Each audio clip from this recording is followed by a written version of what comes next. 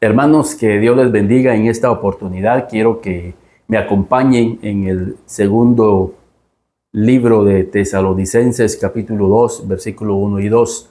Quiero rescatar una frase, un clamor que había en el corazón de Pablo.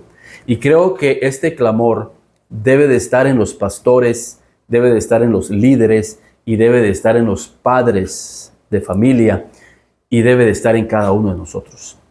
La Biblia nos dice para tener un contexto general, pero con respecto a la venida de nuestro Señor Jesucristo y nuestra reunión con Él, os rogamos, hermanos, que no os dejéis mover fácilmente de vuestro modo de pensar. Miren qué importante es lo que cada uno de nosotros está pensando. ¿Qué es lo que mueve nuestro pensamiento con relación a Dios, con relación a la vida cristiana, con relación a la percepción que nosotros tenemos de la vida cristiana?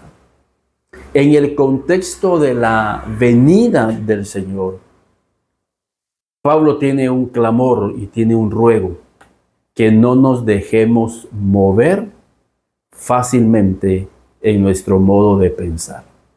Hoy en día es lamentable ver cómo muchos cristianos están siendo movidos en su manera de pensar.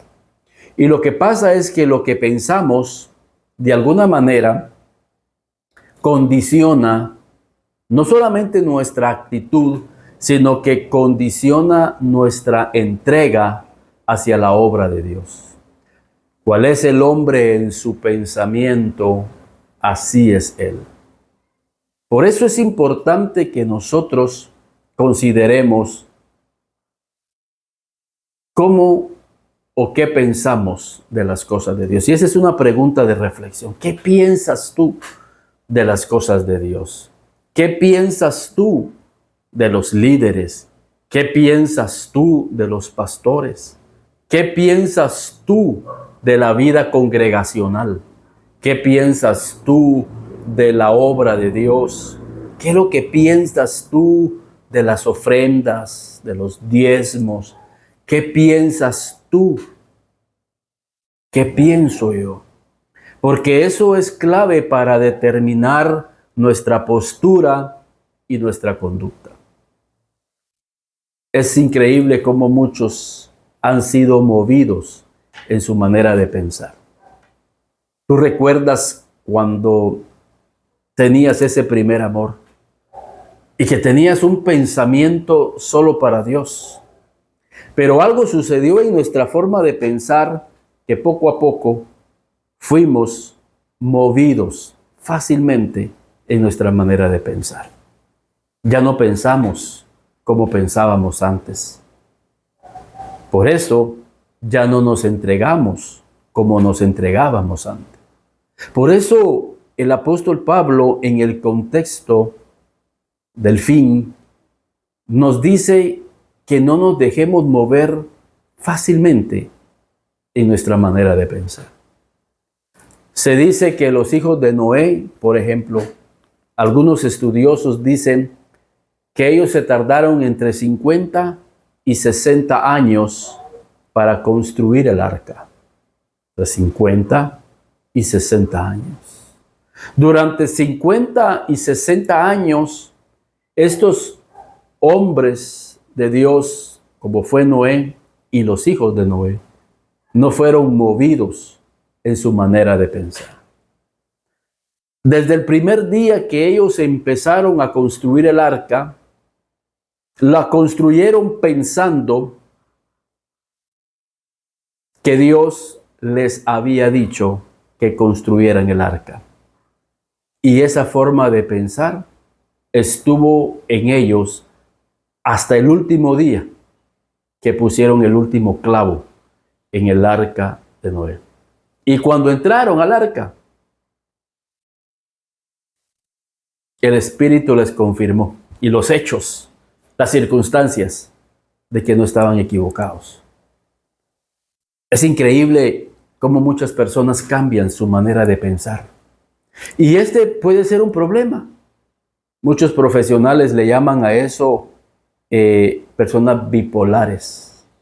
Personas que hoy un día están pensando una cosa y el día de mañana están pensando otra. Por eso la Biblia habla acerca del hombre de doble ánimo.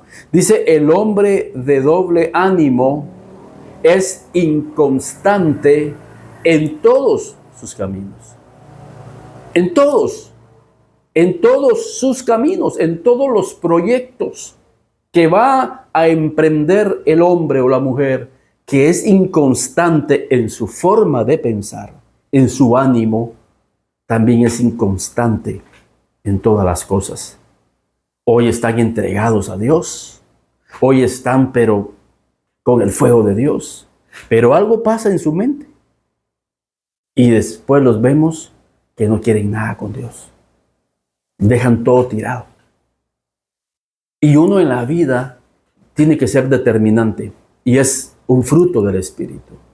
Que nosotros seamos determinantes en la vida y principalmente en las cosas que tienen que ver con el llamamiento de Dios y su voluntad. En Génesis capítulo 12 vemos la determinación de Abraham, donde la Escritura dice, y Abraham salió a Canaán y a Canaán llegó. Abraham salió con una determinación en su vida y en todo el camino hacia Canaán hubieron circunstancias difíciles en su vida que pudieron haber quitado de su mente esa determinación de llegar a donde Dios quiso que él llegara. Pero las circunstancias no movieron su manera de pensar. Las circunstancias, las situaciones difíciles que atravesó en su vida, a pesar de la edad en la que Abraham ya tenía. Porque muchas veces eso es lo que cambia nuestra manera de pensar cuando pensamos, pero sí, yo ya estoy grande, pero yo ya no tengo más fuerza, y empezamos o dejamos que el enemigo nos mueva de una manera fácil nuestra manera de pensar. Por eso el clamor del apóstol Pablo en el contexto del fin, os ruego, hermanos, os ruego, les suplico que no haya nada que les quite o los mueva de su modo de pensar. Esto implica que tu forma de pensar es la misma forma en la que Dios piensa. El pensamiento de Dios tiene que predominar en nuestra vida. Y para que el pensamiento de Dios pueda predominar en tu vida, tenemos que estar constantemente leyendo su palabra. Constantemente tenemos que estar orando para que el Espíritu de revelación, el Espíritu Santo, coloque en nuestra mente las ideas de Dios, los propósitos de Dios, la voluntad de Dios y los caminos de Dios, para que cuando se presente una circunstancia difícil como parte de ese proceso en el cual Dios te trae, el enemigo no cambie tu manera de pensar. Eso fue lo que pasó en el viaje de Israel de Egipto a Canaán. Hubo una generación que no entró a la tierra prometida. Aquellos que salieron de Egipto quedaron postrados en el desierto. O sea, no es ninguna garantía que tú seas un recién convertido o un convertido que dejaste atrás Egipto. Pero en tu trayectoria a Canaán, hacia lo que Dios tiene para tu vida, pueden venir circunstancias en las cuales tú le estés permitiendo al enemigo que él mueva tu manera de pensar. Las circunstancias, las pruebas o el mismo mundo, los mismos placeres de este mundo. Fíjense, 1 Corintios 12. La Biblia habla en Primera de Corintios capítulo 10. Miren cómo dice la Biblia. Porque no quiero, hermanos, que ignoréis que nuestros padres todos, y estas palabras todos, todos, se repiten muchas veces. Primera de Corintios 10. Todos estuvieron bajo la nube y todos pasaron el mar. Todos en Moisés fueron bautizados en la nube y en el mar. Y todos comieron el mismo alimento espiritual. Y todos bebieron la misma bebida espiritual. Porque bebían de la roca espiritual que los seguía. Y la roca era Cristo. Pero de los más de ellos no se agradó Dios. Por lo cual quedaron postrados en el desierto. Pero muchos de ellos no agradaron el corazón de Dios. Porque para que uno pueda agradar el corazón de Dios, tenemos que estar en sintonía con lo que Dios piensa, con lo que Dios desea que nosotros hagamos. Y el problema es que si nos dejamos mover fácilmente en nuestro modo de pensar, vamos a quedar postrados en el desierto. Porque vamos a pensar que los caminos de Dios no son perfectos, que los caminos de Dios son desagradables, que los caminos de Dios no son una bendición. Por eso Asaf en el Salmo 73 dice, ciertamente Dios es bueno para los de limpio corazón, para aquellos que tienen una mente limpia. Dios es bueno. El problema de esta gente que salió de Egipto hacia Canaán, pensaban que Dios era malo y que Dios les quería hacer la vida imposible y que Dios los había llevado al desierto por medio de Moisés para destruirlos, para que quedaran enterrados en el desierto. Y empezaban a murmurar y a murmurar. Porque cuando nosotros no nos alineamos al pensamiento de Dios, en medio de las circunstancias, empezamos a murmurar y a llenarnos de amargura en nuestro corazón. Por eso, el propósito del enemigo es que nosotros cambiemos nuestra manera de pensar con relación a los caminos de Dios, con relación a la vida cristiana. Para muchos la vida cristiana ya es un fastidio y es lo que nos dice Malaquías en el capítulo 1. Quiero que vayamos a Malaquías en el capítulo 1 y en el versículo 13. Y esta es la actitud de un cristiano que ya su manera de pensar fue movida por el enemigo. Y dice la Escritura, habéis además dicho, oh, qué fastidio es esto. Déjenme decirles que para muchos cristianos, el ir a la iglesia ya es un fastidio. Se ha convertido en un fastidio. Porque ya el enemigo los movió en su manera de pensar. Estas personas no se acuerdan que cuando empezaron con su vida cristiana era una alegría. Como David decía, yo me alegré con los que me decían, a la casa de Jehová iremos. Para mí era un gozo el ir a la iglesia y quería estar los 7 días de la iglesia. Era un gozo el poder compartir y pasar tiempo con los hermanos de la iglesia. El poder conversar con el pastor por largas horas hablando de la palabra de Dios, de los acontecimientos de la palabra. Cuando se nos decía, hermano, que quieres apoyarnos en el parqueo de la iglesia, y con gozo decíamos amén, con mucho gusto. Cuando nos decían, ¿quieres dirigir? Amén, con mucho gusto, con gozo, con alegría. Pero era porque nuestra manera de pensar estaba siendo restaurada por la palabra y por el Espíritu Santo. Pero algo sucedió en nuestra manera de pensar que nos movieron fácilmente, que ahora ya es un fastidio. Cuando te llaman y cuando te dicen, hermano, ¿quieres ir a la iglesia? Paso por ti a la iglesia, ya es un fastidio. Cuando miramos en el teléfono que es el hermano fulano, ya es un fastidio. ¡Qué tristeza! ¿Por qué? Porque dejaste que te movieran fácilmente en tu forma de pensar, en tu forma de ver la vida cristiana.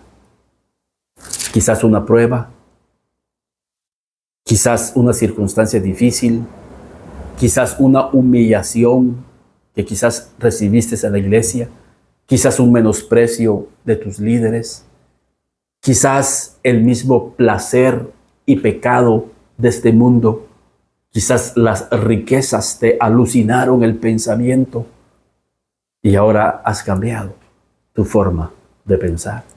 Fuiste movido fácilmente. Que hoy dice la Escritura que ya es un fastidio. Habéis además dicho, oh, qué fastidio es esto, y menospreciáis, dice Jehová de los ejércitos, y me menospreciáis. Fíjense qué tremendo.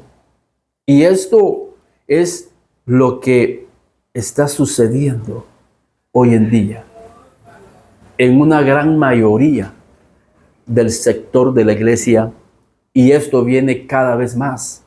Cada vez más vamos a tener personas que están siendo movidas en su manera de pensar, porque Pablo, en el contexto del fin, dice, os ruego, hermanos. Nos está diciendo, miren, en el tiempo del fin os ruego que no vayan a dejarse mover en su forma de pensar. Por eso, el mismo Jesús dijo, y cuando el Hijo del Hombre venga, hallará fe en la tierra. Porque la fe viene por el oír, y el oír la palabra de Dios. Y cuando una persona deja de escuchar la palabra de Dios, no solamente corremos el riesgo de no tener fe, sino que fácilmente nos van a hacer mover en nuestra forma de pensar. Porque solo la palabra de Dios va a traer firmeza en nuestra manera de pensar. Pero si hemos dejado de escuchar a Dios, si hemos dejado de leer su palabra, si hemos dejado de orar, que son los lugares por los cuales Dios nos habla, a través de la oración, a través de un canto, cuando tú le ministras a Dios por las mañanas o por las tardes, agarras un canto, un salmo y empiezas a ministrárselo a Dios. Y a la medida en que tú entonas las alabanzas, el Espíritu está llegando a tu mente y poniéndote los pensamientos de Dios. Te está poniendo una escritura vivificada. O sea, el Espíritu te está vivificando una escritura en donde Dios te habla. O cuando tú te acercas a las Escrituras y estás leyendo como los caminantes de Emaús, que se decía uno al otro, no ardía nuestro corazón mientras Él nos abría las Escrituras. Porque a la medida en que abrimos las Escrituras, Dios nos habla en nuestro espíritu y en nuestra mente. Pero estamos dejando eso. ¿Por qué? Porque otras cosas están ocupando el lugar de Dios. El mundo cada vez, con sus entretenimientos, está entrando a nuestro pensamiento, hacia nuestro corazón. Está entrando a nuestra conciencia. Se ha preguntado, bueno, ¿dónde está nuestro corazón? ¿Dónde está la conciencia? Cuando la Biblia habla de pensamientos, está hablando del corazón. Cuando la Biblia habla del pensamiento, está hablando de nuestra conciencia. Y esa conciencia ya está cauterizada, porque el mundo está entrando con sus ideas con sus entretenimientos, etcétera, etcétera, por medio del placer. Por eso Juan dice, no améis al mundo ni las cosas que están en el mundo, porque la vanagloria de la vida, los deseos de la carne y los deseos de Dios no provienen de Dios, sino que eso proviene del maligno, porque el mundo está bajo el dominio del maligno. Entonces es el maligno el que está entrando a tu corazón, está entrando a tu mente. Y como ya le permitiste que él entrara a tu mente, por eso es que fácilmente él te mueve de un lugar para otro y no tienes estabilidad. Y somos, dice la Biblia, como las olas del mar, porque el que duda es como las olas del mar, que van y vienen, van y vienen, y esto no hay estabilidad. Cuando el mar está así, no hay estabilidad. Y cuando una persona no tiene estabilidad, se siente frustrada, se siente con ansiedad. Pero es lo que hace el enemigo. Empezamos a dudar. ¿Por qué? Porque la palabra ya no está aquí. Y es la palabra la que produce fe. Y es la fe la que produce esperanza. Y es la esperanza la que produce paz. Y es la paz la que produce gozo, tranquilidad a nuestra vida, de que Dios va a actuar. Así estamos hoy en día. Por eso el apóstol Pablo dice, os ruego, hermanos, que no os dejéis mover fácilmente en vuestro modo de pensar. Por eso, padres de familia, ustedes tienen que trabajar con sus hijos. Yo doy clases en la universidad y miro a muchos jóvenes que sé que sus padres son cristianos. Inclusive muchos de ellos son pastores. Pero cuando yo veo sus conductas, cuando yo veo su forma de hablar, digo yo a estos jóvenes, ya el mundo ya les movió su manera de pensar. Cuando veo el vestuario de ellos, cuando veo que tienen una relación con alguien que no es cristiano, perdido, y la jovencita cristiana, entre comillas, o el jovencito cristiano, entre comillas, hijo de líderes o de pastores, ay, digo yo, a este joven ya lo movieron fácilmente en su manera de pensar. O sea, sus convicciones ya no son firmes. Y qué triste, porque nuestra próxima generación está siendo conquistada por el mundo. Y muchos padres, yo soy la tercera generación, y qué maravilloso y qué precioso cuando escuchamos a los hermanos, a los líderes, a los pastores decir, yo soy la tercera generación. ¿Por qué? Porque tuviste un padre, porque tuviste un abuelo y porque tuviste un bisabuelo que sembraron en la próxima generación, en la próxima generación y en la próxima generación donde tú estás, pastor, líder y hermano. Pero tú, ¿qué estás haciendo para tu próxima generación? Porque tu próxima generación está cambiando su manera de pensar. Les da vergüenza decir que son cristianos, empezando por ahí. Ahora ya piensan como el mundo, hablan como el mundo, se visten como el mundo y ya no quieren ir a la iglesia como el mundo. Y ya les es un fastidio el ir a la iglesia. ¿Y saben cuál es el peligro de dejarse mover en nuestra manera de pensar de una manera cristiana y bíblica? Es que la Biblia dice, en el mismo contexto del fin, que el misterio de la iniquidad es que a lo bueno le van a llamar malo y a lo malo van a llamar bueno. Entonces muchos de estos jóvenes, a lo que es bueno, a lo que ha sido bueno por generaciones, para ellos es malo. Y para lo que por muchas generaciones ha sido malo, no, para ellos es bueno. Es bueno. Y yo oigo a estos jóvenes criticando a los líderes, porque la prédica que tienen es una prédica confrontativa, es una prédica en la cual hay violencia. ¿Cómo piensa el mundo? Solo porque la palabra confronta el pecado, porque la palabra confronta los caminos de iniquidad.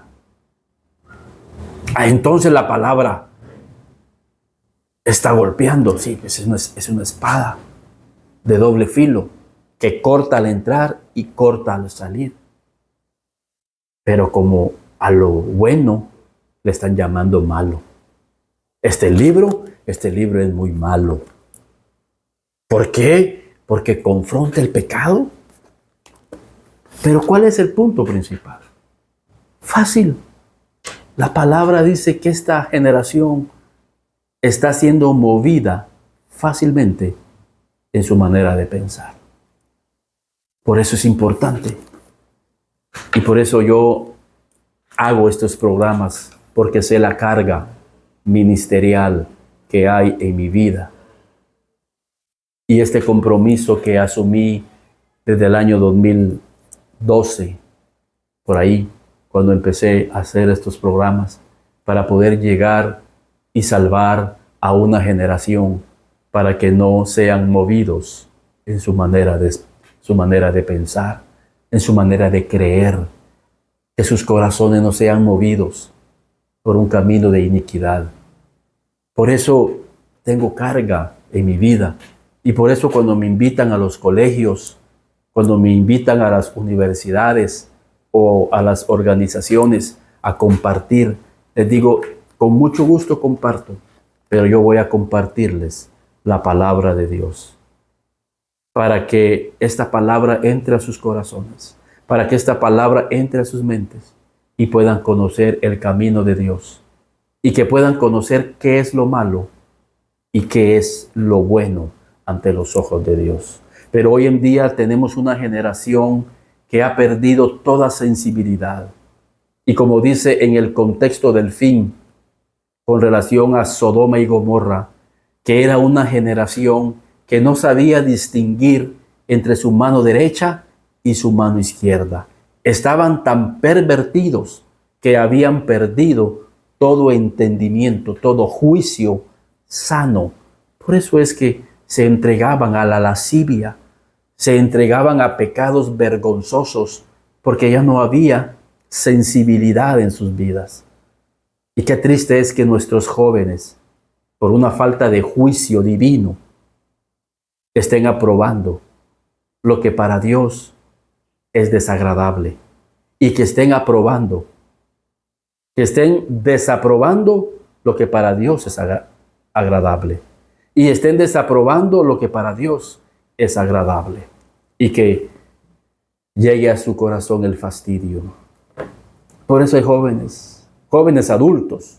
Estoy pensando también en jóvenes adultos, jóvenes que un día estaban efervescientes en la iglesia y tenían privilegios y que tenían puestos en la iglesia. Hoy los vemos tan reposados en sus casas, alejados de Dios. Y su próxima generación les da igual que el mundo se los esté ganando. Lo miran normal, es bueno, desaprobando lo de Dios y aprobando lo del mundo. Ya no tienen una carga para que sus hijos realmente tengan un encuentro con Dios. No digamos en su casa, ya no buscan a Dios, ya no hay altares familiares, ya los hijos ya no ven al padre leyendo la Biblia, ya no ven al hijo escuchando al padre clamar. ¿Por qué? Porque ya todo eso es un fastidio. Imagínense, si para ti, padre de familia, las cosas de Dios ya son un fastidio, ¿puedes imaginarte lo que estás haciendo en la mente de tu hijo? Tu hijo va a terminar en un ateo. Y Dios no quiera que tu hijo o tu hija terminen en la depravación inmoral que hoy hay en esta generación. Queremos salvar, queremos una generación para Cristo. Queremos tener un pueblo para Cristo. Quiero que mis hijos sean salvos. Quiero que mis hijos reconozcan al Dios de Abraham, de Isaac y de Jacob. Yo quiero que mis hijos corran al altar de Dios cuando estén en medio de un conflicto, que ellos sepan a dónde clamar, a dónde tienen que ir a recibir paz, en dónde pueden ellos ir y confiar plenamente. Yo sí tengo una carga por esta generación que está siendo fácilmente movida en su manera de pensar. Que Dios les bendiga y yo espero que usted haya captado este mensaje y de aquí en adelante también pueda tener una carga por sus hijos, por sus ovejas, para que podamos nosotros hacer algo para que ellos puedan tener en sus mentes y en sus corazones las cosas de Dios. Por eso dice, acuérdate, joven, de tu Creador en los días de tu juventud. Pero ¿cómo van a acordarse los jóvenes en su juventud si cuando fueron niños no les dejamos nada en sus mentes y en sus memorias para que ellos tengan algo que recordar de Dios cuando ya sean grandes? No van a tener nada en la memoria. Lo único que van a tener en la memoria va a ser padres que solo peleando pasaban. Lo único que van a tener en la memoria va a ser un padre o padres indiferentes a las cosas de Dios. Van a tener padres que lo único que van a recordar es que los padres, en vez de irse a la iglesia el domingo, mejor se iban al campo o a la piscina. De eso van a recordarse. Y ya va a ser demasiado tarde cuando ellos ya sean jóvenes adultos. Y tú digas, ay, los voy a encaminar, ya no. Aunque la misericordia de Dios, si este es el caso, tú puedes clamar y caer de rodillas y decir, Señor, me arrepiento y quiero que me vuelvas al camino, a mí y a mi familia. Pero hoy tenemos la oportunidad para poder tener una generación para Cristo. Que Dios les bendiga en esta oportunidad y que el Señor siga hablando a sus corazones, hermanos.